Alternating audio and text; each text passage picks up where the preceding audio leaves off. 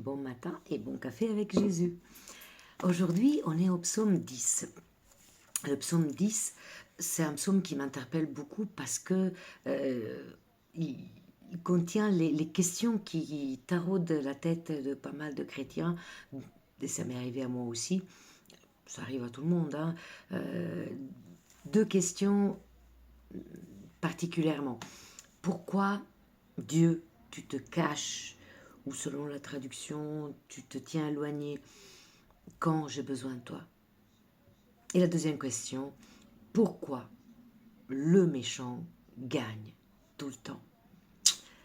Ce psaume nous met face vraiment à deux dilemmes qui prennent souvent et qui font vaciller pas mal d'âmes de chrétiens, ainsi qui éloignent des esprits qui n'ont pas encore connu la parole de Dieu ou qui en doutent ou qui se proclament solidement athées.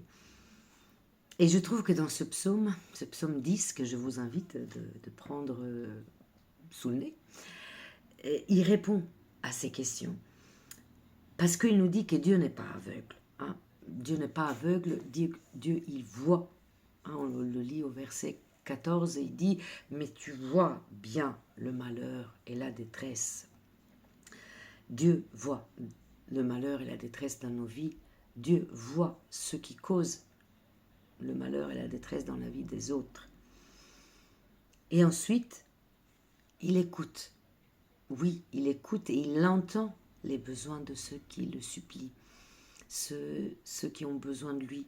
Il entend les désirs de ceux qui sont dans le désarroi.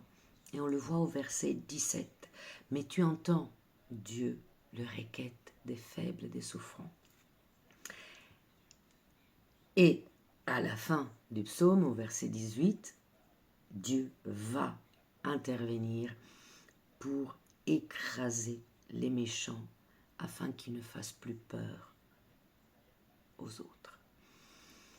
Donc, Dieu n'est pas en silence.